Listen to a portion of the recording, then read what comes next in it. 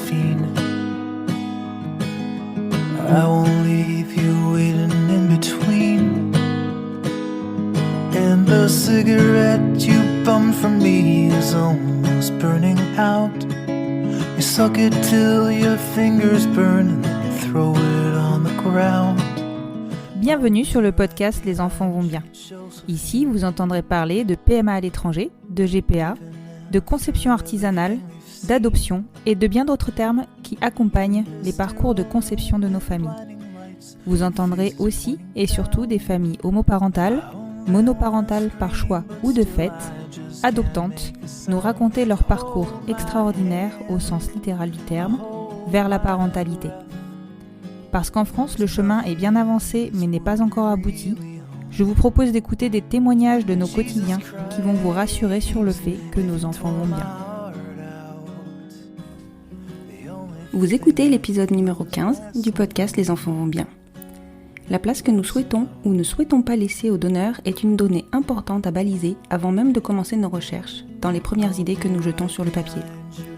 Si ces décisions ne sont pas simples à prendre, pour Barbara et Marie toutefois, le choix du donneur a été une évidence. Elles avaient un donneur tout trouvé qui, de plus, a accepté leur demande avec un plaisir non fin. Ce donneur n'est autre que l'ancien compagnon de Barbara, celui qui a vu leur histoire naître et qui a accepté de se retirer quand il n'avait plus sa place. C'est alors tout naturellement qu'aujourd'hui, Barbara et Marie ont choisi de lui laisser une vraie place dans la vie de leur fils, en le laissant libre de choisir l'engagement qu'il souhaitait y apporter, et, je vous le donne en mille, qu'il a prise avec toute la symbolique qu'elle représente. Il est un paparin, plus qu'un parrain, et moins qu'un papa, comme le désigne si bien Barbara. Et c'est bien cette différence qui exclut la coparentalité de cette composition familiale. Leur famille, elle le savait, Barbara et Marie la voulaient à deux. Gaspard a bien deux mamans, l'adoption a été prononcée et l'acte de naissance est très clair. Il a aussi un donneur présent dans sa vie à la hauteur qu'il le souhaite et la facilité avec laquelle est vécue cette situation la rend simple. Cette famille respire le bonheur. Je vous invite à découvrir cet épisode et vous souhaite une bonne écoute.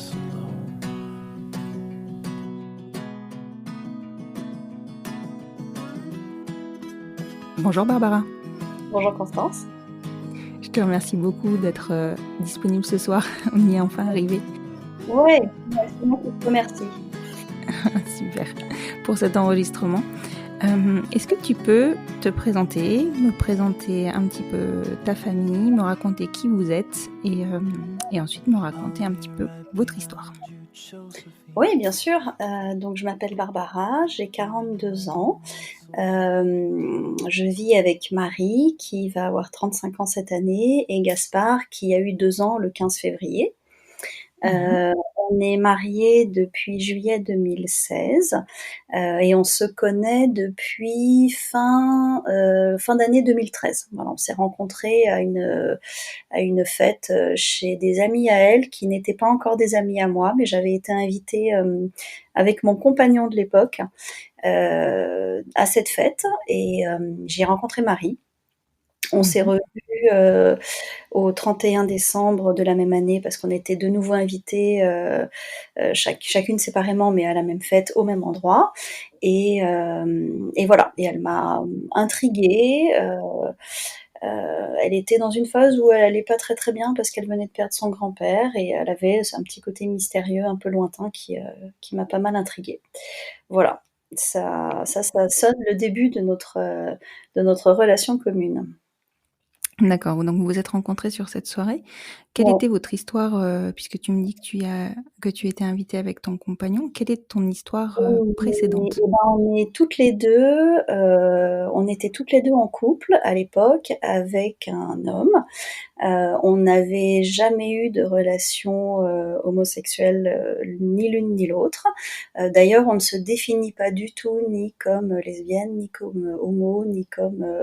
D'ailleurs, on ne se définit pas, tout simplement. On dit juste qu'on est tombé amoureuse. Et que c'était elle et c'était moi, mais ça aurait pu être quelqu'un d'autre, de l'autre sexe, c'était pareil. C'est-à-dire que voilà, on est tombé amoureuse d'une personnalité, d'une personne et pas d'un genre. D'accord. Voilà. Moi, j'étais à l'époque en couple avec Cyril depuis presque 10 ans, et Marie était de son côté en couple avec quelqu'un depuis 2-3 ans. Je sais plus exactement, 2-3 ans, mais elle venait tout juste d'emménager chez lui puisque ça datait de novembre. Voilà. Oui, donc pour elle, c'était tout frais. Elle était dans une phase plutôt de Pour construction. elle, c'était censé être une phase de construction. Il s'est avéré qu'en fait, ça ne l'a pas été pour différentes raisons qui leur sont propres, enfin qui sont propres à leur couple, Mmh. mais ça ne l'a pas été. D'accord. Donc ce soir-là, tu rencontres Marie. Ouais. Votre histoire se construit comment? Notre histoire se construit à la fois très vite et à la fois à petits pas, parce qu'on était donc toutes les deux engagées dans des relations. De mon côté, parce que c'est plus facile de parler de moi, de mon côté, j'avais pas envie de briser une relation préexistante. D'autant que, on avait eu avec Cyril des moments, plus ou moins faciles, et ça expliquera des choses que je te raconterai sans doute, plus tard, donc je vais pas Mmh. m'étendre dessus tout de suite. Mais, voilà, on avait trouvé un équilibre, qui fonctionnait. On s'était, on va dire qu'on s'était donné l'opportunité de vivre d'autres choses en dehors de notre couple. D'accord.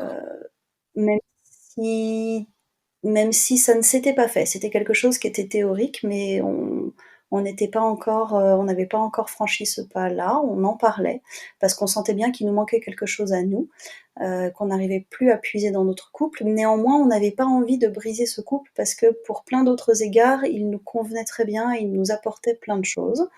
Mais voilà, j'ai rencontré Marie dans ce contexte-là. Mmh. Et, et de son côté, donc elle venait d'emménager chez quelqu'un avec qui elle avait une relation de 3 ans. Mais elle sentait, sans trop savoir pointer le doigt dessus, qu'il y avait quelque chose qui n'allait pas. Elle se sentait pas vraiment chez elle dans cet appartement. Elle mettait des petites stratégies en place pour pas être là tous les soirs, tu vois. Elle était pas spécialement à l'aise là-bas. Mmh. Euh, Elle avait du et mal à s'investir. voilà, elle avait beaucoup de mal à s'investir, et je pense que le compagnon qu'elle avait ne l'aidait pas à s'investir non plus dans cette relation. Mmh. Heu et et donc on s'est rencontrés, fin décembre, fin mi-décembre. On s'est revus fin décembre. On a bien senti qu'il y avait quelque chose qui naissait, une espèce de petite étincelle. On s'est rien interdit du tout. Elle est partie en vacances, en famille, chez ses parents, puis chez ses beaux-parents pour les fêtes. On a beaucoup échangé, par message, et voilà, on n'a pas fait de plan ni rien du tout, mais on s'écrivait beaucoup, des trucs à la fois, très banals de début de relation, et des trucs, assez un peu plus profonds, un peu plus intimes. Et Mmh. quand elle est rentrée, on s'est revus, un petit peu, j'ai bien senti qu'en février, on commençait vraiment à avoir un plus qu'un gros crush. Et et ça a duré comme ça, presque 2 ans, D'accord. enfin une grosse année, de début 2014 à mars 2015. On a eu des hauts, des bas dans notre relation. On passait ensemble des week-ends où son mec était pas là, j'allais chez elle. On se voyait beaucoup. Elle venait très souvent, le matin chez moi avant d'aller bosser, elle passait prendre le café. On s'est retrouvés beaucoup dans des cafés aussi pour prendre des cafés. On a essayé de grappiller des moments par-ci par-là, Mmh. sans faire de plan, sans faire de projet, sans, tu vois, sans parler vraiment du futur. Et vous Heu n'avez pas eu de difficulté à faire le tri dans vos sentiments dans la mesure où vous étiez Bah pas. si, on a eu beaucoup effectivement, je pense que ça a été dur. On a eu, dans notre relation à toutes les 2, à ce moment-là, on a eu une rupture, tu vois? Un jour, je lui ai dit: «Écoute, je peux plus», enfin, parce qu'elle ne savait pas ce qu'elle voulait, ne savait pas comment, ne savait pas, si on avait un avenir. Moi, j'en savais rien non plus, mais au moins j'avais envie d'explorer le truc. J'avais envie de voir où ça pouvait nous mener, et j'avais pas envie de mensonges. J'avais envie, tu vois, moi, mon compagnon, donc Cyril savait très bien que j'avais rencontré quelqu'un, était là quand je l'ai Mmh. rencontré, a bien vu que ça me chamboulait, m'a complètement laissé libre de mener, cette on va dire expérience, même si c'est pas expérience au sens scientifique Oui. du terme, mais voilà, de mener ce truc, de voir où ça pouvait aller. Peut-être qu'il a eu peur pour lui, pour nous, je sais pas, mais en tout cas, il m'a laissé libre de le faire. Je pense que Marie se mettait plus d'interdits que moi, et, et surtout, elle mentait à son compagnon de l'époque, tu vois. Il savait que j'existais, mais comme il le supportait pas, parce que ça le mettait énormément en danger, ce Mhm. que je comprends, elle lui mentait tout le temps. Il y avait jamais, elle lui disait jamais qu'elle me voyait. Et ça, moi, je le supportais pas, parce que même si je ne savais pas quel était l'avenir qu'on pouvait avoir ensemble, je ne voulais pas qu'il parte éventuellement sur des Ouais, bases je de comprends. mensonges. J'ai beaucoup de problèmes avec le mensonge. Donc je voulais pas du tout que ça parte sur une base de mensonges. Donc ça, voilà, il y a vraiment eu des hauts et des bas dans cette tout début de relation. Et un jour, en mars 2015, un soir, elle sonne à ma porte et elle est jamais repartie. D'accord. Voilà. Elle est arrivée, elle m'a dit, «Je retournerai pas chez moi». OK. Et elle est restée 2 mois chez moi. Ça tombait à un moment donné où Cyril, lui, n'était pas là, donc ça Oui, parce n'était que pas j'allais un dire, problème. voilà, ça pouvait être compliqué. Ouais, non, c'était pas un problème pour ça. Il était pas là. Elle a pu, poser, je vais pas dire poser ses valises parce qu'elle avait franchement rien. Elle est partie de chez elle, en gros, ils sont allés à un concert, si je me souviens bien, Mhm. et en sortant du concert, elle a décrété qu'elle monterait pas dans le métro avec lui, quoi, et donc elle a déboulé chez moi, D'accord. et hem et voilà, et à partir de là, on s'est vraiment posé des questions sur qu'est-ce qu'on voulait pour nous? Est-ce qu'on avait un avenir? Est-ce que, comment? Et puis comment? Parce que moi, j'étais finalement toujours quand même dans ma relation avec Cyril, que je n'avais pas rompue. Je savais pas si j'avais envie de la rompre, je savais pas comment. Et puis elle elle avait pas d'endroit où aller, tu vois? Elle était partie, et puis, un peu sans se retourner et sans avoir de plan pour la suite. Ouais, elle avait pris une décision, brutale finalement. Ouais, elle avait pris une décision brutale. Elle m'avait choisie, en fait. Mmh. Voilà, après 1 an et un peu à pas savoir trop comment faire, bah, elle m'avait choisie.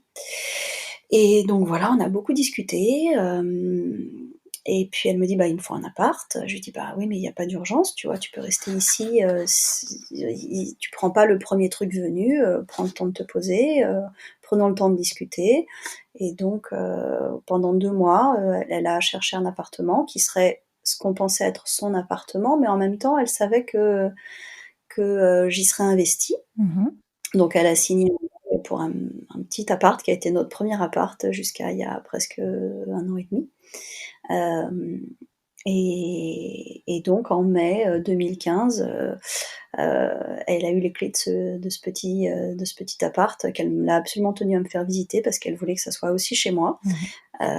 Et voilà, on va dire, je dis qu'on a emménagé ensemble, à ce moment-là, même si moi, j'avais encore, un pied, dans l'appartement que j'occupais avec Cyril, et encore un pied dans cette relation que j'avais du mal à finir, on va dire. Je dis maintenant qu'elle est terminée, Mmh. mais je pense qu'elle s'est réellement terminée, heu, en gros, à la naissance de Gaspard. D'accord, c'est à ce moment-là que tu as Voilà. réussi à construire ta famille, C'est ça, je pense que le fait d'avoir construit ma famille a fait que Cyril est ma famille. Il fait partie de ma famille par la force des Mmh. choses, mais néanmoins, il n'est pas ma famille proche, il n'est pas mon noyau familial. D'accord. Heu, c'est quelque chose auquel, Marie tenait, énormément, dans le choix du donneur de Gaspard. Effectivement, on a un donneur connu, mais elle voulait que ce soit nous, les parents. Oui, ce Voilà, qui est que très important aussi, hein. voilà, je pense qu'elle a eu entièrement raison, et moi je pense que ça m'a pris peut-être plus longtemps qu'elle à, à formaliser comme ça. Je me voyais très bien, je voyais très bien que je voulais être la maman de Gaspard, que Marie, par la force des choses, puisque c'est elle qui le porterait, serait la maman de Gaspard, mais je pouvais envisager, une parentalité plus partagée.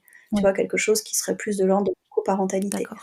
Hem, Elle m'a mis un une barrière tout de suite, et je pense qu'elle a eu raison. Voilà, à l'heure actuelle, on a un process qui fonctionne très bien. Donc on vit, toutes les 2 avec Gaspard, chez nous, et à côté de ça, Gaspard a une relation avec, son donneur, hem et qui est une très belle relation et on n'a pas du tout envie d'enlever ça, mais néanmoins, ça n'est pas son parent. D'accord. En fait, je le précise du coup, maintenant, tu dis que Cyril, par la force des choses, a un lien familial avec vous parce qu'il est Oui, le oui, donneur le de donneur de Gaspard. ouais, oui, Et ça, c'est exactement. ce qui fait que je comprends que tu aies eu du mal aussi à terminer, ta relation, parce que, bah, c'est enfin, en fait, il reste lié à vous, par la force des choses, finalement. Il reste extrêmement lié à nous par la force des choses, mais c'est quelque chose qu'on souhaitait. Enfin, quand on a formalisé le fait que ce serait lui, ce qui a pris, pour chacun d'entre nous, un certain temps quand même. Quand on a formalisé ça, on savait qu'évidemment, puisque le but était que Gaspard connaisse son donneur, c'était pas pour que, il entre dans sa vie et il en ressorte. Sinon, ben, on pouvait aussi bien faire appel à un donneur inconnu. Oui, tout à fait. Nous, on avait envie d'une présence. On avait envie que Gaspard puisse, savoir d'où il venait, savoir que, il est là grâce à quelqu'un qui nous a fait ce don-là à nous 2, mais que cette personne est réelle, enfin, tu vois, qu'elle a une vraie Mmh. consistance. Donc je suppose que votre Et voilà. relation, enfin votre histoire s'est terminée en bons termes, avec Cyril, sinon vous n'en seriez pas là? Ah oui, oui, oui, on est en très, très bons termes. On se voit plusieurs fois par semaine, parce qu'on a cette chance-là d'être plutôt proches, géographiquement. Pour aller un peu, pour t'expliquer un peu, la nounou, qui garde Gaspard habite et travaille donc à quelques minutes de chez Cyril, et que c'est moi qui m'occupe de Gaspard le matin et qui l'emmène chez la nounou et donc, à peu près, on va dire, en moyenne 2 fois par semaine, Gaspard et moi allons prendre le petit déjeuner chez Cyril. Ouais. Heu, donc, ils se voient au minimum ces 2 fois par semaine, plus régulièrement le week-end. Voilà, on se voit beaucoup. Mmh. On le fait pas de façon on se sent pas obligé de le faire. On a quand même des liens qui sont devenus amicaux par la force des choses. Cyril continue à dire que je suis la personne qui le connaît le mieux et qu'il est sans doute la personne qui me connaît le mieux. Ça, c'est sans doute assez vrai. Donc Mmh. on a cette espèce de lien, qu'on n'avait pas envie de briser et on essaye de créer pour Gaspard, un lien avec son donneur. D'accord. Voilà, Alors mais qui reste son donneur. Enfin non, nous on l'appelle pas parrain, mais d'accord, qui est son donneur, en fait. d'accord. Alors du coup, on va revenir sur, donc sur votre désir d'enfant, avec, Marie parce que bon, Ouais, vous avez enfin, il a déjà fallu que vous fassiez le travail de construire votre relation, de comprendre que, bah, vous vous aimiez et d'avancer. Ensuite, ouais. la partie désir d'enfant, c'est pareil, enfin, je pense que tu y avais pas réfléchi avant, en tout cas dans cette configuration-là. Non, pas dans cette configuration, évidemment. Moi, j'ai toujours eu un désir d'enfant, jeune. Mmh mh. Je pense que si j'avais trouvé la bonne personne, à 18 ou 20 ans, j'aurais eu des enfants à cette époque-là. Mmh. Ça s'est pas fait à cette époque-là. Ensuite, j'ai rencontré Cyril qui, lui, m'a toujours dit que lui, des enfants, il n'en voulait pas. Ah oui, Il ne voulait pas la responsabilité d'être papa. d'accord. Voilà, la responsabilité de l'enfant, il n'est pas du tout prêt à la prendre en charge et c'est aussi pour ça qu'il se retrouve très bien dans ce rôle de pas parrain, qui est plus qu'un parrain, mais qui n'est pas un papa. Parce que oui, il passe du temps avec, Gaspard, avec moi, avec Marie ou juste tous les 2 ou lui, Gaspard et donc la compagne de Cyril, actuelle. Ils peuvent passer du temps tous les 3 ensemble, néanmoins à la fin, il me le rend, tu Oui. vois? Mmh. Voilà, ça n'est pas son fils, il n'en a pas la charge et ça lui convient absolument. Ce qui nous convient bien aussi puisque justement on voulait, nous, être les parents ou les marantes comme, dit un de nos, copains, Oui, heu les marrantes je de connais ce Gaspard. terme, oui. Ouais, c'est assez rigolo. Voilà, on voulait que ça soit notre cellule familiale. Ouais. Donc pour l'instant, on y trouve chacun notre compte. Donc moi, ce désir d'enfant, ouais, je l'ai eu jeune. Je l'ai eu jeune, mais il a jamais été assouvi et j'avais même fait le deuil de ça, donc pour plusieurs raisons. Parce que j'avais, 38 ans quand Marie m'a dit: «Moi, j'aimerais bien des enfants». Bon, bah, 38 ans, tu te dis que, ben, c'est peut-être, enfin, quand tu arrives à 38 ans sans enfant, c'est que tu te dis sans doute que tu n'en auras pas. Dans mon cas, c'était ça. Que j'étais avec un compagnon qui n'en voulait pas et que par ailleurs, on m'a découvert sur le tard un problème d'utérus qui fait que des enfants, il est très peu probable que je puisse en porter. D'accord. Donc voilà, moi j'avais fait une croix sur ça. Et Marie arrive avec son désir de construire avec moi quelque chose et que ça passe par mais moi j'aimerais bien au moins un enfant. Alors elle m'a vendu le truc entre guillemets en me disant un enfant pour essayer. Mais Oui. voilà, elle me dit moi j'aimerais bien qu'on ait un enfant. D'accord. Donc bon, ok. Donc ça a été pour moi tout un processus inverse de me remettre dans une potentialité d'être mère. Et ça n'a pas été facile. Ça m'a pris du temps, tu vois, d'accepter, après avoir fait une croix sur ça qui m'a toujours donné envie, ça m'a pris du temps d'accepter de pouvoir enfin, d'avoir l'opportunité à nouveau de pouvoir être mère. Parce que tu avais peur de Néanmoins quelque chose ou c'était vraiment tu avais fait le deuil et j'ai toujours, hein, ce sentiment d'être une vieille maman. J'ai 42 ans, j'ai un fils de 2 ans.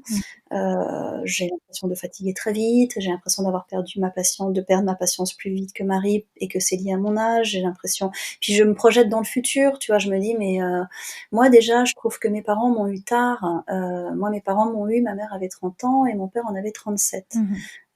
Derrière, ils ont eu ma petite sœur, 4 ans après, donc mes parents étaient pour moi des parents à l'époque, je m'en rendais pas compte, mais ce sont pour moi des vieux parents, tu vois? Là, je m'inquiète pour mon papa, Mmh. il a 80 ans cette année, Ouais. c'est pas un papa jeune et je me dis, bah, moi, j'aurais eu Gaspard tard, ça veut dire que quand il aura 10 ans, j'en aurai 50. Est-ce que je vais être suffisamment en état pour continuer à faire, je sais pas moi, du vélo avec un gamin de 10 ans? Est-ce que je vais, voilà, est-ce que je vais pouvoir suivre ça? Est-ce que par ailleurs, si lui, il a des enfants tard, est-ce que je connaîtrai mes petits-enfants? Voilà, je me Ouais. projette beaucoup dans ce futur-là et il y a beaucoup de choses qui me bloquent, ouais, de me mettre dans une maternité, à l'époque, de me mettre dans une maternité à 38 ans, ça me paraissait, vieux. Enfin, je pense que ça l'est pas du tout, Non, hein, ça l'est mais pas et puis après les enfants entretiennent la jeunesse, hein, donc je pense que tu auras pas trop de soucis à te faire. c'est ce que tout le monde me dit, ouais. Mais voilà et au quotidien, je me sens pas vieille, hein, du tout. C'est juste, ça a été longtemps mon point d'achoppement avec Marie. Je dis: «Mais je pourrais pas être maman, admettons, je vais avoir 40 ans quand il va naître, c'est vieux». Enfin, je me mettais vraiment ça comme une énorme barrière. Voilà, au quotidien. Qu'est-ce qui a déclenché du coup? Enfin, fait quel était le phénomène, déclencheur de l'acceptation de cette maternité? Le phénomène déclencheur d'acceptation, c'est qu'en fait, des enfants, j'en ai toujours voulu. Mmh mh. Voilà, j'ai toujours eu envie d'être maman, j'ai toujours eu envie de je pense que j'ai un côté, maman poule, pas tellement maman louve, mais maman poule. Je suis une poule avec mes poussins, quoi. C'est moi au quotidien qui gère beaucoup la maison, c'est moi qui fais la cuisine, j'ai ce truc d'avoir envie que les gens soient enfin que ma famille soit bien chez elle, de créer ce petit cocon familial, hyper protecteur, voilà, j'ai toujours eu envie de ça. D'accord. Donc c'est sûr que quand ma fille est arrivée en me disant: «Moi je veux un enfant», bon ça m'a fait un choc, mais au final, ouais grave des enfants, mais bien sûr quoi. Mmh mh. Enfin à l'époque c'était un, mais un enfant bien sûr, évidemment, bien sûr que je veux un enfant et qu'elle me paraissait être la bonne personne avec qui l'avoir parce qu'elle a toutes les qualités que moi je n'ai pas. Elle est beaucoup plus mesurée, elle a beaucoup plus de patience, elle est, ouais, moi je trouve qu'au quotidien, on a un couple parental génial, on se complète vachement bien. Mmh. C'est chouette, Oui, c'est clair et c'est hyper c'est important. vraiment C'est hyper important ouais, bah, ouais, ouais. et alors, enfin, donc vous avez réfléchi, je suppose, au comment dès ce moment-là? Parce que bon, le Alors qui on a réfléchi porterait, au a comment. priori, c'était très clair dès le départ, mais le comment?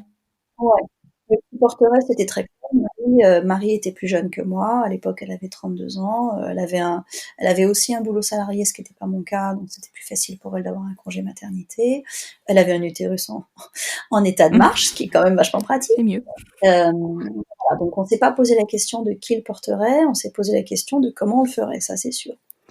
Et Et en fait, je saurais pas te dire laquelle de nous 2 a eu cette espèce de flash, de se dire: «Mais il nous faut un donneur connu, quoi». On s'est rendu compte en discutant qu'on avait envie que Gaspard ait un arbre généalogique qu'il puisse tracer, qu'on avait envie de pouvoir l'inscrire dans pas dans une filiation, mais dans une descendance de quelque chose, ouais. Oui, de l'ancrer dans ses racines, en fait. C'est ça, de l'ancrer dans ses racines. Par ailleurs, je j'ai beaucoup d'admiration, pour, tous ces couples qui font un énorme sacrifice financier parce que la PMA à l'étranger, c'est quand même un gouffre financier. Hem et voilà, quand on a calculé un peu ce que ça nous coûterait, on s'est dit: on va jamais le faire rapidement». Donc c'était aussi un des choix pour lesquels on s'est dit: «Mais waouh, si on fait ça, ça veut dire qu'il faut, enfin, vu qu'on en parle maintenant, il faut qu'on économise et donc ça va nous prendre, X, mois». Donc on voyait s'éloigner de plus en plus, le projet et nous, on a eu besoin de construire ce projet, quasiment dès le départ. Donc voilà, pendant, tous les premiers mois où on parlait de cet enfant sans l'avoir fait, on commençait à lui acheter, des petites choses, tu vois? On faisait vivre ce projet, donc on savait qu'on voulait pas que ça soit dans, 5 ans, Oui, il quoi. fallait que ça aille un peu Et vite. ouais, il fallait que ça soit un peu plus rapide que ça. Et puis, on avait aussi envie de quelque chose qui soit naturel, qui soit pas, Marie, elle voulait pas avoir un suivi médicalisé, très procédural. Elle voulait, tu vois? On a choisi une sage-femme, elle a jamais vu un gynéco, notre sage-femme est un mec super, je pense que s'il l'a auscultée 2 fois, c'est le grand Ah maximum. oui. Tu Voilà, elle a eu très peu d'actes, médicaux, enfin, tout a été super naturel et je pense qu'elle avait aussi envie de ça, de quelque chose qui soit, simple. Mmh. Voilà. D'accord. Et du coup, bah, voilà, on était en vacances, en Italie et puis, ça nous a fait un flash, quoi. On s'est dit: «Mais en fait, il faut qu'on demande à Cyril s'il a voilà, s'il a envie de nous aider». Et je suis rentrée de vacances, j'ai pris quelques jours avec Cyril et je lui ai dit: «Bah, voilà, Marie, elle me dit qu'elle veut un bébé». Et là, Cyril me regarde et me dit: «Mais fonce, c'est ce dont tu as toujours eu envie». Ouais, Il s'est pas rendu compte de ce ouais, c'était bien vu de sa part. Et je lui dis: «Bah, ouais, ouais, est-ce que tu veux être le donneur?» Et là, il m'a regardé, il s'est mis à pleurer, il m'a dit: «Ben, ouais, évidemment». Ah oui, ça lui Et a pas voilà. pris plus longtemps que ça de réflexion, en fait. Non, non, parce qu'en fait, vraiment, ce que j'ai compris, ce qui, moi, m'a toujours, dérangée chez lui quand j'étais en couple avec lui et que moi j'avais ce désir d'enfant, c'était je ne comprenais pas qu'il ne veuille pas d'enfant, tu vois? Je ne comprenais pas qu'il ne se projette pas comme Mmh. papa. Je trouvais à l'époque qu'il ferait sans doute un père génial, et qu'il avait quelque chose d'assez naturel avec les enfants et je comprenais pas qu'il ait pas envie de ça. Et en fait, je crois que ça m'est sauté aux yeux quand il m'a dit oui pour être donneur. J'ai compris ce truc de: «Oui, si je suis le donneur, je ne suis pas le papa. Ouais. Ça n'est pas mon enfant». Et ça lui ouvrait la porte, ça lui ouvrait ce champ de possibles de construire une relation avec un enfant, mais de ne pas en avoir la responsabilité. Alors je sais pas si c'est une sorte de lâcheté de sa part ou de désengagement, néanmoins au quotidien, on se rend compte là qu'il est présent pour Gaspard quand il y a besoin. Heu, il est capable, lui, de proposer des choses et des activités avec Gaspard. La relation qui se crée entre eux est vraiment une belle relation, mais c'est exactement la relation dont il avait envie et besoin. C'est Oui, ça, tu vois? il avait pas envie de la responsabilité d'être parent, en fait. Non, il avait pas envie de la responsabilité d'être parent, vraiment pas. D'accord. Mais par contre, il avait aucun problème avec le fait de devenir, donc le donneur. À l'époque, on n'avait pas encore ce terme de papa-parrain, mais de devenir le donneur de Gaspard et de nous permettre à nous d'être 2 mamans, comblées. Ouais, c'est, Voilà, donc il me dit: «Oui, oui, oui, bien sûr, évidemment». Et puis là, en fait, dans notre tête à Marie et moi, quand je lui en parle, ben, tout s'enclenche. On se dit: «OK, ça veut dire que bon, moi, je veux être sa maman à 100%, c'est sûr», tu vois? je veux être la maman de Gaspard, donc ça veut dire qu'il faut que je puisse l'adopter. Donc pour pouvoir l'adopter, il faut qu'on se marie. Alors il faut qu'on se marie. Voilà, donc on a balisé tout le reste du Mmh. chemin. Et on a fait les choses, à partir du moment où la décision était prise, on a fait les choses relativement vite. Donc on s'est décidé en septembre 2015, on s'est marié en juillet 2016. Et on a fait le premier essai en mai 2017. Vous vous Voilà. êtes mariés par rapport justement à la filiation de Gaspard ou c'était en projet? Alors on s'est marié par rapport à la filiation de Gaspard. Je pense qu'on n'aurait pas eu Gaspard, on ne se serait jamais mariés. Moi je ne suis pas du tout une pro enfin j'ai pas j'avais pas un désir particulier de mariage. J'ai plein de couples autour de moi qui fonctionnent sans être mariés et qui sont des couples stables, sur lesquels personne ne se pose de Mmh. questions. Donc j'avais pas besoin de me dire il faut qu'on se marie pour être un couple, quoi. D'accord. On s'est vraiment mariés parce que je voulais pouvoir adopter Gaspard, et que Gaspard ait mon nom de famille, et puis que je sois sa maman, enfin Oui. voilà, que je sois aux yeux des autres sa maman. Parce que pour le coup, je ne me suis jamais posé de questions, depuis le début, je suis sa maman. Oui et c'est le cas en fait, en réalité. Oui, c'est le cas, c'est la réalité. Mais voilà, j'avais juste besoin d'avoir cette reconnaissance légale du truc, voilà. D'accord, Ça me rassurait. Je savais que je voulais pouvoir l'adopter. d'accord. Donc tu me dis premier essai pour Gaspard en septembre 2016? Mai Mai 2017. 2017. D'accord. Vous avez fonctionné, par le biais d'une insémination artisanale, si c'est pas indiscret et si tu souhaites évoquer le sujet? Ouais, ouais, on a fonctionné par le biais d'une insémination artisanale. On avait une copine infirmière qui nous avait, fourni en seringues et gobelets stériles. Mmh. On a fait ça dans notre, petit appart, à toutes les 2. Cyril est venu 2 soirs de suite, et voilà, et il a fait son petit don de sperme dans son petit gobelet, et j'ai fait l'insémination à Marie, et on s'est tous bu une bière sur le canapé à la fin. J'ai fêté C'était ça. très, très détendu, hein. C'était à la fois très bizarre et très détendu. Voilà, on a mis longtemps avant de savoir comment on voulait pouvoir le faire, tu vois? On savait que ça serait une insémination artisanale, mais on savait pas en pratique, voilà, comment est-ce qu'on serait détendu, comment ça se passerait, et cetera. Puis en fait, voilà, au moment où on s'est lancé, on dit: «Allez, c'est bon». Marie, elle avait surveillé, ses ovulations avec une appli, les 3-4 mois précédents, et voilà. Puis un jour, elle nous a dit: «Bon, bah, là, c'est aujourd'hui». Et C'est ben maintenant. go, hein.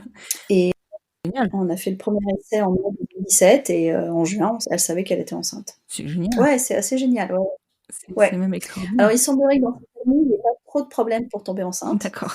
heu, mais voilà, c'est quand même super, j'avoue. Ouais, c'est clair. Et alors du coup, la Ouais. grossesse, s'est bien passée?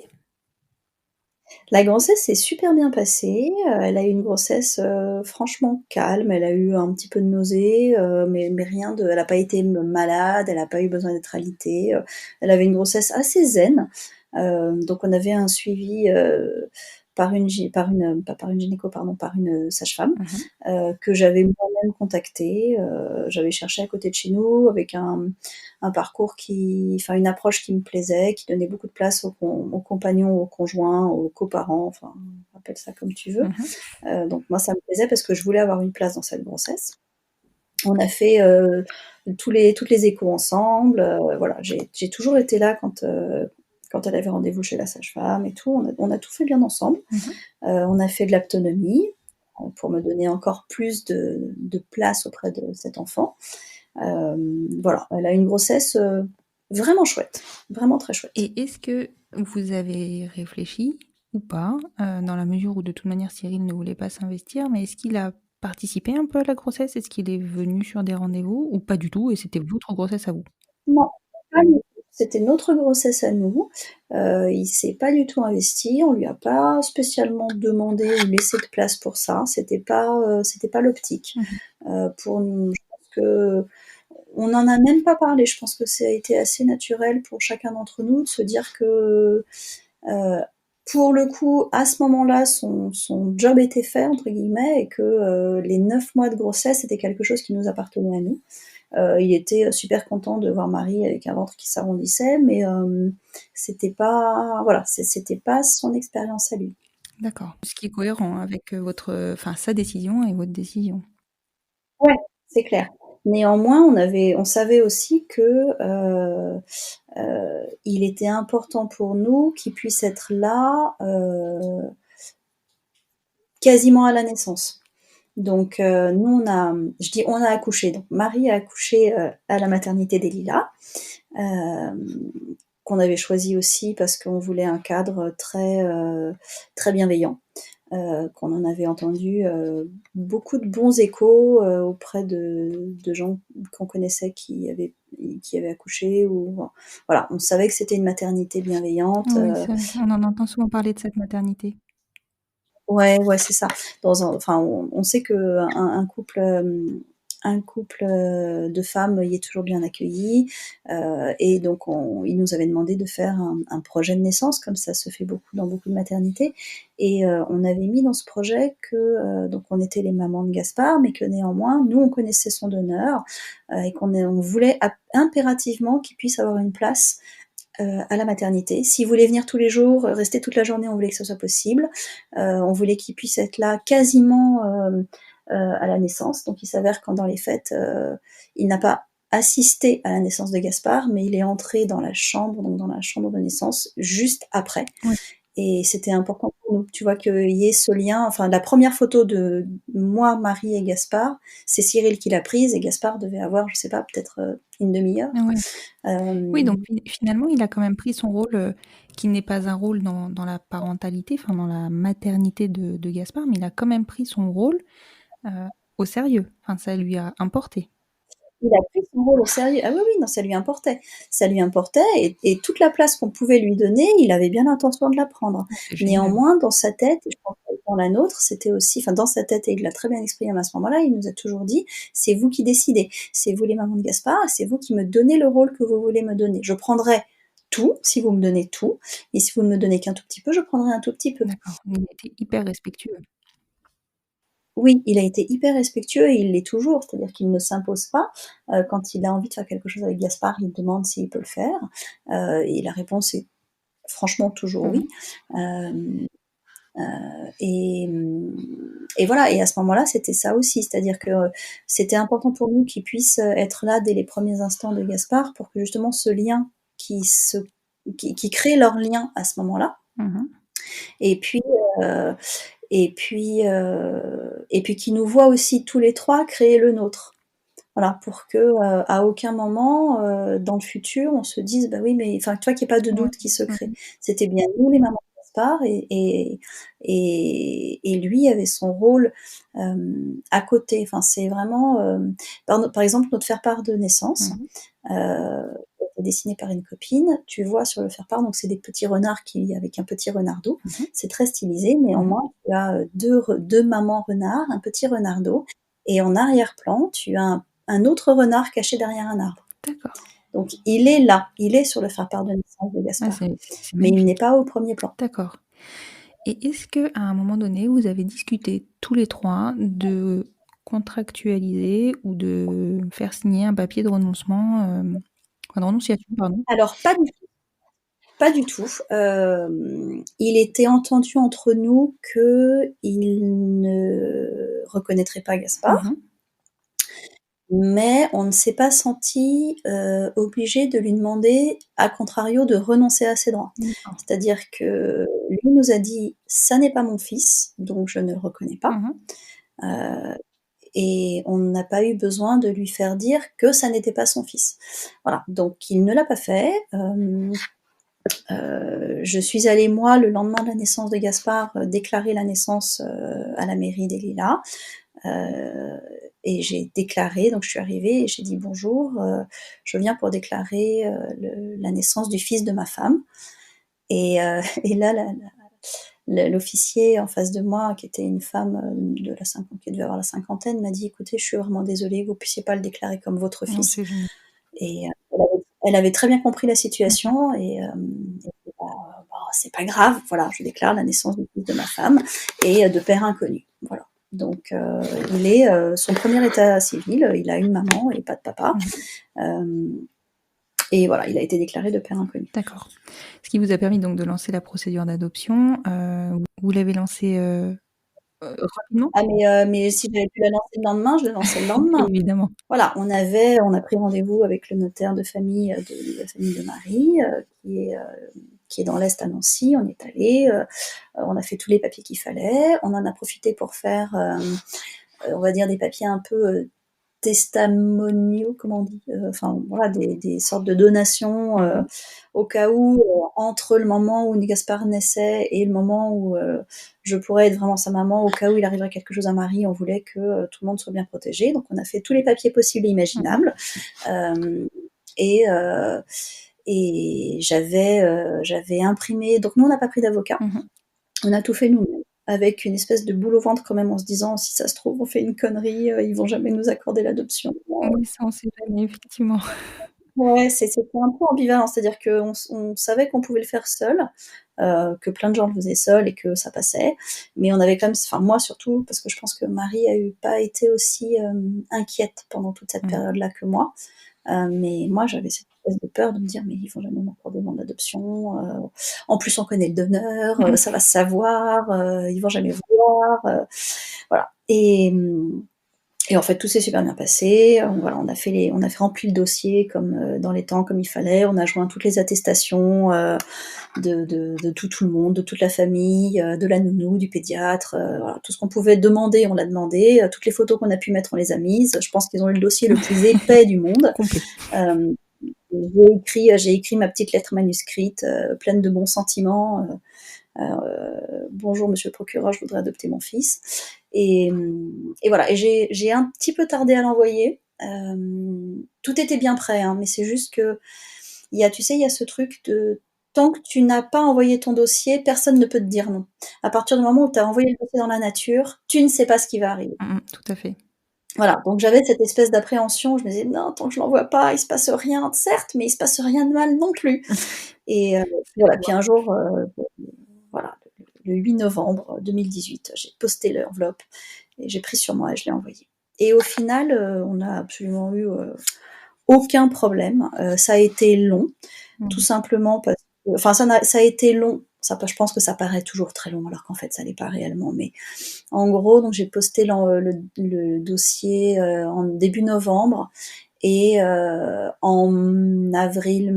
avril, alors qu'on devait partir tous les 4, donc Marie, Gaspard, Cyril et moi, on devait partir 3 semaines à Bali. On voulait savoir si le document, enfin tu vois, si on n'allait pas être contacté dans l'intervalle.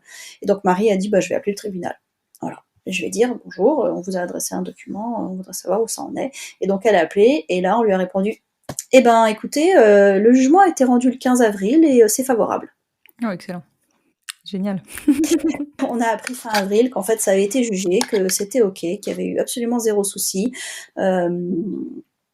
et que c'était passé comme une lettre à la poste. Par contre, c'est après que ça a été long, c'est-à-dire qu'à partir du moment où on a eu le papier du jugement, quasiment très rapidement, parce que Marie avait dit, si on pouvait avoir le jugement avant de partir, ce serait bien. Donc là, on avait bien envoyé les trucs dans les temps, mais par contre, ça a été très long entre la transmission entre le tribunal et la mairie. Alors ça a pris vraiment du temps. Ça prend du temps, ça prend du temps.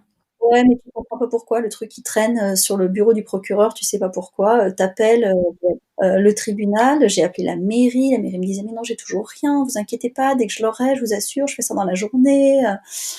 Mais voilà. Et c'est là où ça m'a paru très très long. Ouais, c'est sûr. Et en fait, un jour, j'ai reçu un message effectivement de la mairie qui me disait, c'est bon, je l'ai, je peux vous faire votre état civil, vous pouvez venir le chercher et ramenez-moi votre livret de famille. Excellent. Et ça, c'était cool. Parfait. Tout à l'heure, tu me disais que Cyril avait une nouvelle compagne. Comment elle s'est inscrite dans votre projet ? Oui. Écoute, de façon très très naturelle. Ils vivent pas ensemble, ils ont chacun leur appartement. Ils sont assez indépendants, mais ils passent quand même beaucoup de temps ensemble. Et il y a plein de moments où, quand je débarque pour le café dont je t'ai parlé tout à l'heure, le petit café matinal, elle est là. Et ça se passe super bien. Elle aime beaucoup Gaspard. Gaspard est en admiration ou je sais pas, ou amoureux fou d'elle, je ne sais pas. Il passe son temps à la réclamer. Heu, c'est très, très rigolo. À un moment donné, on s'est même dit, parce que donc, elle s'appelle Agathe, et on s'est dit, parce qu'il réclamait tout le temps Agathe, Agathe, Agathe, Agathe, et on s'est dit: «Mais, est-ce que pour lui Agathe, c'est le lieu? Est-ce que c'est l'endroit où on va voir Cyril? Est-ce que» mais pas du tout, pas du tout. C'était bien, Agathe, quoi. C'était bien la personne. Et non, en personne, ouais, ouais. Et voilà, et c'est très naturel. Ça se fait vraiment de façon très naturelle. Ils ont fait des trucs tous les 3. Ils sont allés à la piscine, voilà, enfin, Cyril et Agathe l'emmènent au parc, enfin, ils font des petites sorties tous les 3, et c'est absolument naturel. Et là, il s'avère que présentement Cyril est en Indonésie, il était parti pour 2 mois, donc il est pas là. Et juste avant de partir, Agathe m'avait dit: «Mais tu sais, moi je veux bien continuer à voir Gaspard, même si Cyril n'est pas là, donc si vous voulez venir, boire le café à la maison, ça me ferait très plaisir, et puis, peut-être même que, si vous êtes d'accord, je pourrais l'emmener faire des sorties», donc elle avait des idées de sorties, qui se sont malheureusement pas faites, Oui, confinement oblige, mais, voilà. mais voilà, elle avait envie de continuer à s'impliquer, dans la vie de Gaspard, même si, Cyril n'était pas là. Ah, c'est vraiment génial, hein. C'est vraiment très naturel. Ouais, c'est de la bonne entente entre adultes consentants, enfin, c'est excellent. C'est c'est ça, c'est très sim en fait, c'est très simple.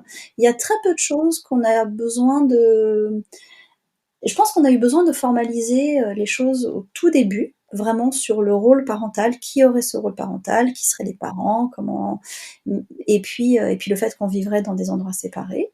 Parce qu'à un moment donné, enfin, pour revenir un peu en arrière, mais à un moment donné, on a pu évoquer, et sans doute que c'est moi qui l'ai évoqué, hein, mais on a pu évoquer le fait qu'on pouvait peut-être essayer de vivre dans le même immeuble, Mmh. que Gaspard ait peut-être une chambre, dans un endroit et un autre, enfin quelque chose de beaucoup plus, Formel. coparental. Mmh. Et là, Marie m'a mis tout de suite une barrière, m'a dit: «Non, ça, j'ai pas envie. J'ai envie de notre noyau familial», et voilà. Et c'est des choses qui se sont dites au début, et sur lesquelles à l'heure actuelle, on n'a pas besoin de revenir. Ça se fait naturellement maintenant. D'accord. C'est vraiment simple. En fait, c'est simple, voilà. Je pense que de tout ça, ce qu'il faut retenir, c'est que c'est simple. Et je reconnais que je pense qu'on a beaucoup de chance, c'est-à-dire qu'on est tous les 3, on a tous les 3, je pense qu'on est tous les 3 préoccupés par le bien-être de Gaspard. Mmh. Heu et et oui, on s'entend bien. Voilà, je crois que c'est ça la clé. Oui, c'est la clé et c'est aussi ce qui va permettre à Gaspard de se construire sans se poser de questions. Il y a pas de problématique, il y a pas de tension, tout est naturel. Ouais, c'est ça, il y en a pas. Marie me disait, parce que juste avant qu'on enregistre là ce soir, Mmh. je disais à Marie: «Bon, il y a des trucs que tu veux pas que j'aborde», ou, elle me dit: «Bah, tu sais, moi, il y a plein de trucs qui sont des non-sujets». C'est-à-dire que, pour elle, le fait qu'on soit un couple homo, c'est un non-sujet, on est un couple, point. Le fait que Gaspard ait un donneur connu, c'est un non-sujet, bah, il a un donneur connu, c'est comme ça, voilà, il y a plein de trucs qui sont tellement naturels pour nous qu'en fait, ça ne pose pas question. Mmh. Heu, Tout le monde est au courant dans notre famille. Quand on a dit qu'on allait se marier, avoir un enfant, on a mis tout le monde au courant. Quand on a décidé que le donneur, on le connaîtrait, on en a parlé à tout le monde. Je pense que ça a fait un peu bizarre aux parents de Marie, parce qu'eux se sont dit: «Ah bah, c'est quand même un peu étrange, parce qu'ils vont avoir comme donneur l'ex d'une des», bon, je pense que ça leur a fait un peu bizarre, et Oui, forcément. qu'ils ont peut-être pu avoir peur pour leur fille, et donc pour le le couple, enfin voilà, Mmh. c'était sans doute pas naturel pour eux, mais ils se sont très, très bien fait à la situation. Mmh. Heu, il y a plus de questionnement, tout est dit, tout est assumé, tout est clair. On n'a jamais menti à Gaspard, on appelle, paparin, presque, bon là, en ce moment avec le confinement et tout, on l'appelle quasiment tous les jours, voilà, c'est comme ça, je crois. Mmh. C'est vraiment ça, c'est comme ça. Oui, tout le monde l'a accepté parce que ça se passe de façon, simple, en fait, donc C'est ça. Ouais, c'est simple pour tout le ouais, monde. ouais. Tout à l'heure, tu as sous-entendu que vous pourriez avoir d'autres enfants. Oui. Oui, C'est oui, pas oui, tombé, oui, oui. C'est pas tombé dans l'oreille d'une sourde, non, si je vois bien. tout à fait. Oui, oui, oui. C'est en fait, c'est Marie qui est encore une fois, entre guillemets, «revenue à la charge». Mmh mh. Marie, elle vient d'une fratrie de 4. Elle a 3 frères et sœurs, et en fait, je pense que, elle s'est révélée mère à elle-même. Moi, j'ai jamais vraiment eu de doute sur le fait que ça serait une super maman, mais je pense qu'elle, elle avait plein de doutes et de questionnements, tu vois? Elle savait pas ce qu'elle allait faire avec un bébé, elle savait pas si elle allait trouver ça «rigolo» entre guillemets, tu vois? C'est les interactions avec, elle savait pas, et en fait, elle se rend compte à quel point, elle est bien avec Gaspard, à quel point on est bien tous les 3 avec Gaspard. Alors évidemment, il y a des hauts et des bas et en ce moment, franchement, c'est pas facile. Mais mais dans l'ensemble, on se disait encore ça tout à l'heure, c'est-à-dire que quand on regarde une vue d'ensemble de nos journées, à l'heure actuelle, ben, au final, c'est des super chouettes journées. Alors oui, il y a des grosses crises, oui, il y a du rejet de Gaspard envers moi et c'est difficile à gérer, mais au final, on est bien tous les 3, et on a une dynamique qui fonctionne et elle se dit qu'il y a pas de raison qu'on ait réussi à faire un petit être génial et qu'on puisse pas en faire un deuxième, voire, je sais pas, moi, je sais pas combien elle va s'arrêter, mais, mais voilà, dans son esprit, effectivement, venant d'une fratrie de 4, en fait, elle se rend compte qu'elle n'a pas envie d'avoir un enfant unique. Qu'elle a envie que Gaspard puisse jouer avec un petit frère, une petite sœur. Voilà, elle a envie de l'inscrire dans une fratrie. Et ben là encore, ça me repose un peu les mêmes questionnements que ceux par lesquels je suis passée avec la première grossesse. C'est-à-dire que, ben, ok, mais cette fois-ci, je ne veux plus avoir 40 piges, je vais en avoir 43, 44, peut-être 45. Et voilà, et je suis toujours dans ce questionnement de on va passer en plus d'un ensemble qui fonctionne, oui, au quotidien, à qu'est-ce que ça va donner quand on va en avoir deux. Par ailleurs, je te cache pas que, comme je te le disais tout à l'heure un peu en off, que en ce moment c'est difficile pour moi avec Gaspard, Mhm. qu'on traverse une phase qui est pas simple pour moi à gérer, parce que je me sens vraiment comme sa maman, et que du coup me faire rejeter assez régulièrement par un enfant qui préfère l'autre maman, c'est un peu difficile à gérer. Alors bah, les couples hétéros qu'on connaît, que ce soit des amis ou des voisins avec qui j'en parle un peu, me disent mais t'inquiète, hein, ça arrive aussi dans les couples hétéros ça. Oui, ça arrive dans tous Parce les que moi, couples. mais paraît-il, oui, paraît-il. Moi, c'était un peu mon questionnement, tu vois, en me disant, mais on lui a donné deux mamans, est-ce que peut-être il a du mal à gérer ça? Est-ce que. Voilà, moi, je me pose beaucoup de questions au quotidien sur le bien-être et l'équilibre de mon fils, donc euh, chez nous, tout est super facile, on n'a jamais eu. On n'a jamais, on n'a jamais subi de remarques. Pour l'instant, tout est passé super bien. À la maternité, ça s'est passé super bien. La sage-femme était géniale. Notre pédiatre, elle est fantastique. Un jour, elle m'a même sorti ah, mais dites donc, il a un peu vos yeux, non? Et avant de se rendre compte qu'en fait, ben non, c'était C'était pas pas possible. possible. Voilà. Elle me dit, ah oui, j'avais oublié. Voilà. Tu vois, c'est tout est facile, quoi. Mhm. Et néanmoins, moi, au quotidien, c'est pas toujours simple. Donc, je me dis, est-ce que vraiment j'ai envie de replonger Et bon, et ben en fait, j'ai dit oui, j'ai dit d'accord, je veux bien un deuxième.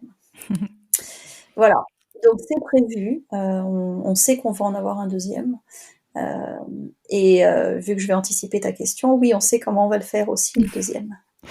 Et donc, Bah, on prend les mêmes et on recommence, hein. allez, ça fonctionne bien comme ça. Et Cyril Ça a réagi. fonctionne bien comme ça.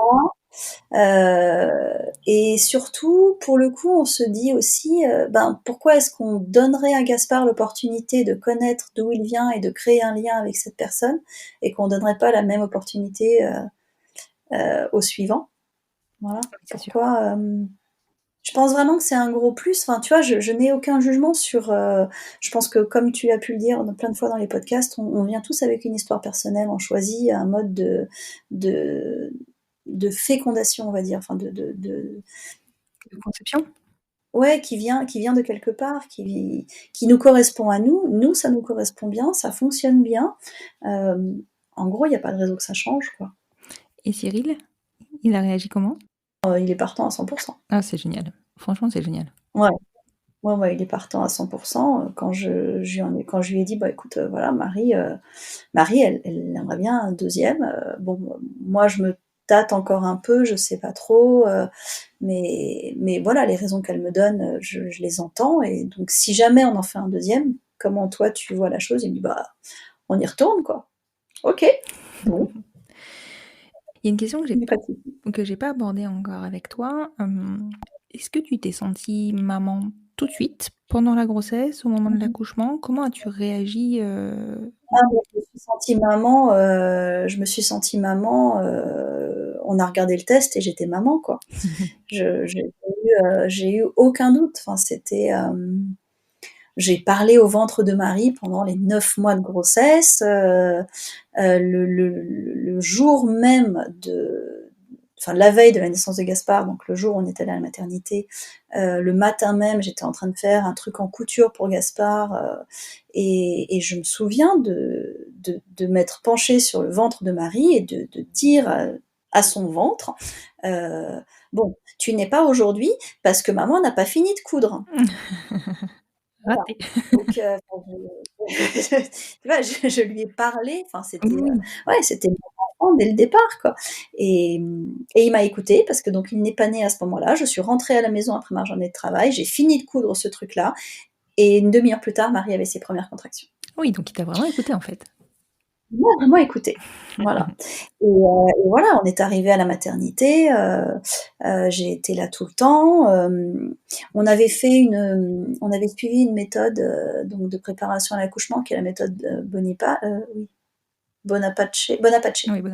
que je ne cherche pas le nom, qui donne, effectivement pas mal de place, au 2e parent. Mmh mh. Mais dans notre projet de naissance, on n'avait pas mis, on n'avait pas spécialement, développé la partie de ce que moi je ferais quand Marie accoucherait, Mmh mh. et donc quand Marie est entrée dans la salle de naissance, et que, la sage-femme lui a dit: «Bon, bah, voilà, là, ça va être le moment». Donc elle avait eu, la péridurale, enfin bon, elle était bien dilatée et tout, et la sage-femme dit: «Bon, bah, c'est maintenant, ça va être le moment», heu et elle se tourne vers moi, elle me dit: «Qu'est-ce que vous voulez faire?»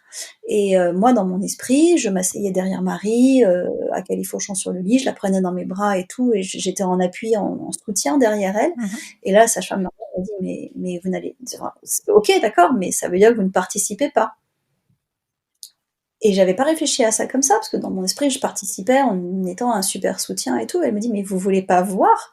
Je dis: «Bah, bien sûr que si, si, je veux bien voir si je peux», et voilà, bah, alors venez devant, vous allez lui prendre la main, vous allez lui parler, vous allez la voir et puis vous allez mettre votre fils au monde. Enfin votre ouais, parce qu'on savait que c'était un garçon. Oui, Donc mettre votre fils au monde, c'est génial. et là je fais: «Waouh! OK», et Je peux faire ça? voilà. Mais je peux faire ça, quoi, et elle me dit: «Bah oui, je vais sortir la tête parce que c'est le seul potentiel problème et puis après c'est à vous, quoi». Oh, c'est génial. OK, voilà. Donc effectivement, dans les faits, j'ai mis mon fils au monde et je l'ai posé sur le ventre de Marie, Ouais, donc l'équipe médicale et était hyper prévenante avec vous. puis l'équipe médicale était hyper prévenante, et c'est un vraiment, ça a été un accouchement super. On était alors cette nuit-là, on était les seuls à accoucher, il y avait personne d'autre. Donc on a eu, toutes les sages-femmes du monde pour nous, enfin ça a été, elles nous ont à la fois fichu la paix dans un sens où, elles nous ont laissés dans notre bulle, elles nous ont dit: «Si vous avez besoin, vous nous prévenez, si vous voulez changer de salle, vous nous prévenez, vous avez toutes les possibilités de salles que vous voulez, là il y a tout pour vous, Excellent. donc profitez». Heu et néanmoins, elles nous ont vraiment laissés dans notre bulle, et puis donc quand Gaspard est né, ben je j'ai elle la sage-femme a sorti la tête, j'ai vu une petite bouille, toute, toute fripée, toute pleine de cette, espèce de magma, Mmh mh. rouge, et puis je l'ai pris par les épaules et puis pouf, il était dans mes mains, et d'un seul coup, enfin, tu sais, ce truc hyper naturel où, bah, il est venu tout seul, quoi, Oui. et je l'ai posé sur le ventre de Marie, et là, moi, je m'attendais à ce que ça soit comme, entre guillemets, «dans les films» ou dans ce que tout le monde te raconte, bah, c'est bon, il est né, il te l'en il tu la sage-femme l'emmène, va le nettoyer, va le peser, va le machin, et là, la fille me dit: «Mais pas du tout. Là, vous allez le garder, oh, allez, une bonne heure, hein». Ah ouais!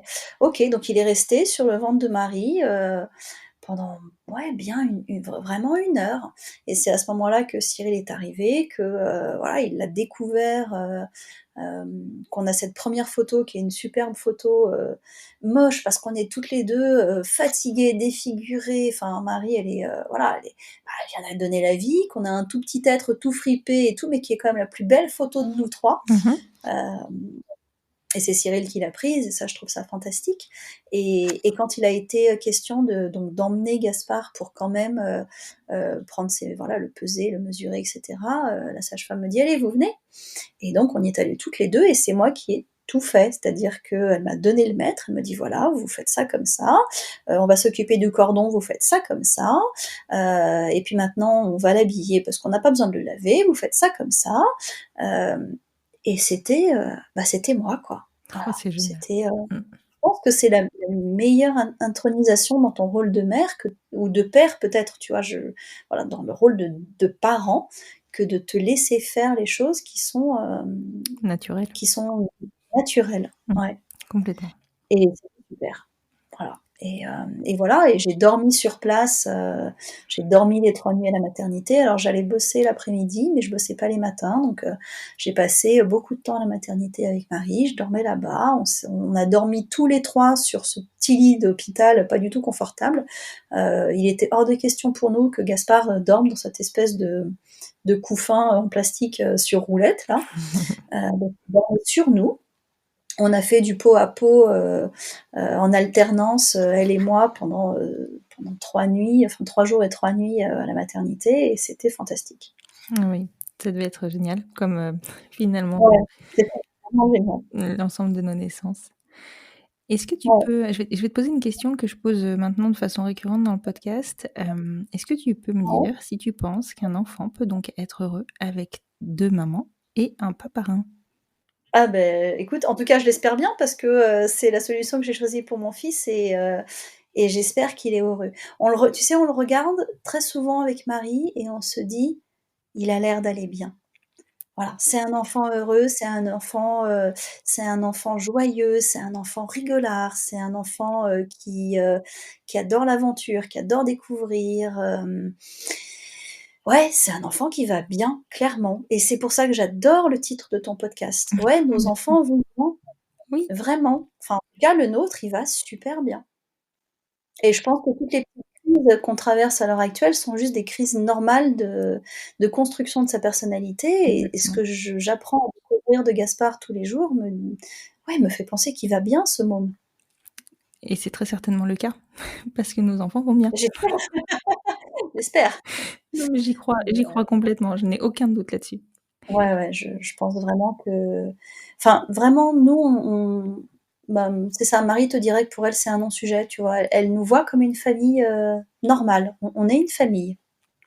Voilà, il s'avère qu'on est 2 mamans, et que, oui, il a pas de papa au quotidien, mais il a cette présence, géniale, qui en plus est un énorme plus. Enfin, voilà, qui dans sa construction, va être un énorme plus. Complètement, C'est complètement. des 2 C'est mamans, c'est 2 fois plus de bisous. Voilà, exactement, c'est tout débrouille. à fait ça. Qu'est-ce qu'on peut vous souhaiter pour la suite? Et ben, écoute, de continuer à s'apprivoiser tous les 3 ou tous les 4, parce que je mets souvent, Cyril dans, enfin, je sais pas si tu connais ce proverbe, africain, je crois, qui dit qu'il faut tout un village pour, élever des enfants, Oui, et qui est magnifique. puis, ouais, et je suis assez d'accord avec ça. Je trouve que nous, on essaie de donner beaucoup de place aux grands-parents aussi. Enfin, on a des parents qui sont éloignés géographiquement, mais qu'on essaie de maintenir proches, en termes d'amour et de présence envers Gaspard. Donc voilà, on leur parle beaucoup, on passe pas mal de temps avec eux en week-end. Voilà, et pour Cyril, c'est pareil, c'est-à-dire que pour nous, c'est important qu'il soit là, qu'il soit dans la construction de cette famille qu'on veut être, bienveillante, pleine d'amour, voilà. J'ai envie que ça, j'ai envie que ça continue, comme c'est déjà maintenant, c'est-à-dire une très chouette expérience à 3 et demi, on va dire, si on compte pas Cyril comme un entier, mais Mmh. voilà, et puis peut-être à 4 plus tard, ou 4 et demi plus tard, ou je nous espère pas des jumeaux, j'avoue. Je pense que là, C'est une belle je vais aventure vraiment me aussi. sentir très, très vieille si on a des jumeaux. Mais, ouais, j'espère qu'on continuera à avoir cette belle relation pleine de. On est très équilibrés, vraiment. Écoute, c'est vraiment enfin, c'est vraiment ce qui ressort, enfin, ce qu'on ressent, dans ce que tu nous racontes, dans votre histoire. C'est une histoire qui, enfin je sais pas, déjà que je trouve extrêmement touchante, mais surtout que je trouve effectivement très simple. Vous avez l'air d'être tous hyper épanouis dans cette histoire, et je pense que de fait, Gaspard est épanoui dans votre histoire, et franchement, je vous souhaite qu'une chose, c'est que tout cela ne change pas en fait. Merci, c'est très gentil. C'est un peu c'est pour ça que je suis un peu venue vers toi, c'est que, je pense que souvent la potentialité d'avoir un donneur connu fait peur, Oui, c'est vrai. parce qu'on se dit: «Qu'est-ce qui va arriver à l'avenir?» Et je dis pas que je pense pas à l'avenir, hein, je me dis que peut-être un jour on se brouillera avec Cyril et que ça va être compliqué, mais au quotidien, à l'heure actuelle, c'est juste génial. Voilà, et j'espère, donner cet espoir à des personnes qui sont à l'heure actuelle en train de se demander comment, elles vont bien pouvoir faire un enfant. Cette possibilité-là existe, je reconnais qu'il faut trouver la bonne personne et que c'est pas facile du tout, mais ça existe. Oui, ça existe, et en plus de ça, ça fonctionne. Donc c'est vrai que c'est c'est une Ouais, opportunité, c'est ça une fonctionne. possibilité dont il faut tenir compte absolument, puisque, comme tu le disais, ça a un coût qui est relativement différent du coup, parce que voilà, ça n'a pas de coût, la conception n'a pas de coût dans ce cadre-là, Ouais, et ça change beaucoup de choses. oui, ouais, ouais.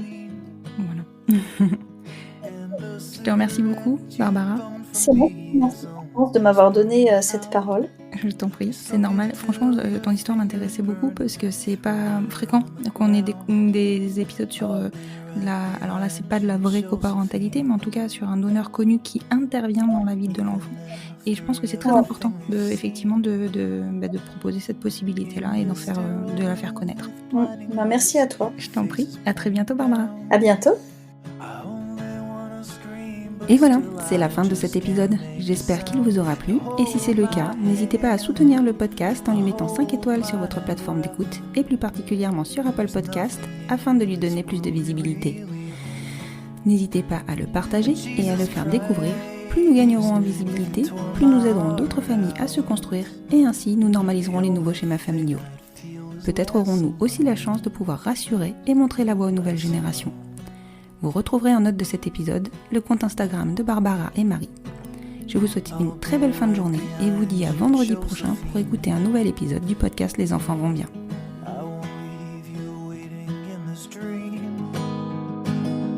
While you watch the people speaking words you can't quite comprehend. You ask me if I'd pinch you, but my fingers wouldn't bend. I'll be right behind you, Josephine. Just like I was when we were 17. I guess it's only been a year, but still it feels like 34. I don't feel like I am living in the same skin anymore. Now hold my hand, I'll hold my breath. There's nothing in this world we really own. And Jesus Christ, if you tore my heart out, the only thing I'd feel is less alone, less alone.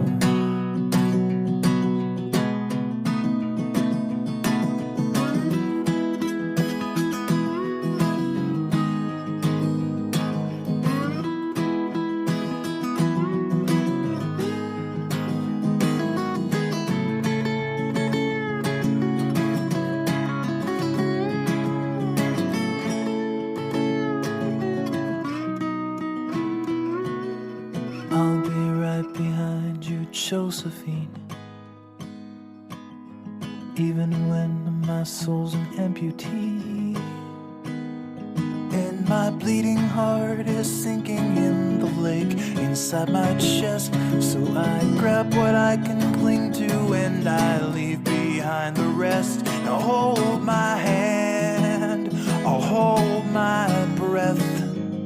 There's nothing in this world we really own. Jesus Christ, if you tore my heart out, the only thing I'd feel was less alone. Now hold my hand and take my breath and leave behind the things you'll never own. And Jesus Christ,